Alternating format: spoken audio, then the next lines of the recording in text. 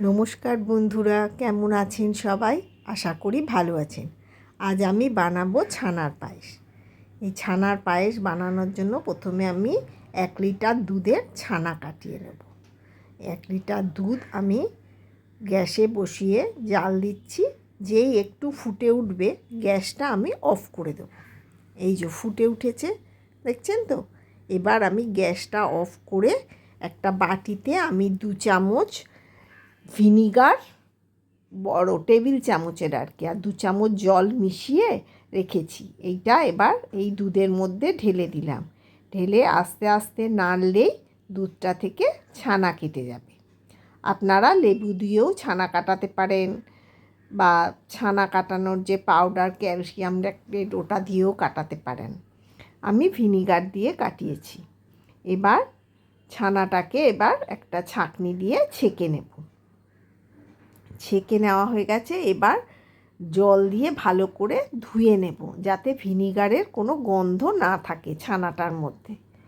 আমার এই ছানার পায়েস যদি আপনাদের ভালো লেগে থাকে তাহলে আমার চ্যানেলটা একটু সাবস্ক্রাইব করে দেবেন। এবার ছানাটা ধোয়া হয়ে গেছে। আর আবার আমি 1 লিটার দুধ এবার পায়েসটা বানানোর জন্য জাল দেবো। এটা কিন্তু ভালো করে জাল দিয়ে ঘন করতে হবে। আর এখানে আমি 2টো ছোটো এলাচ থেতো করে দুধের মধ্যে দিয়ে দিলাম, ছানা পায়েসটায় যাতে এলাচের গন্ধ হয়। যারা চান না তারা নাও দিতে পারেন। দুধটা ভালো করে ফুটে গেছে। এবার আমি এর মধ্যে 1 প্যাকেট মিল্ক মেড দিয়েছি। আপনারা চাইলে চিনিও দিতে পারেন। আমি মিল্ক মেড দিয়েছি। দুধটা তাড়াতাড়ি ঘনও হয় আর টেস্টটাও ভালো হয় আর মিষ্টিও হয়ে যায়। এই মিল্ক মেড মিশিয়ে দিলাম। আপনারা এইভাবে ছানার পায়েস বানিয়ে খেয়ে আমাকে কমেন্ট করে জানাবেন। এবার দুধটা ঘন হয়ে এলে আমি ছানাটা যে কাটিয়ে রেখেছিলাম ওটা হাত দিয়ে ভেঙে ভেঙে আমি এর মধ্যে দিয়ে একটু নাড়িয়ে নেব।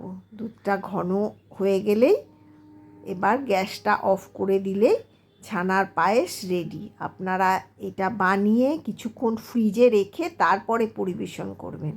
আমি ওপর দিয়ে কাজু, কিশমিশ, পেস্তা, আমন্ড ছড়িয়ে দিয়েছি। দারুণ লাগে খেতে ছানার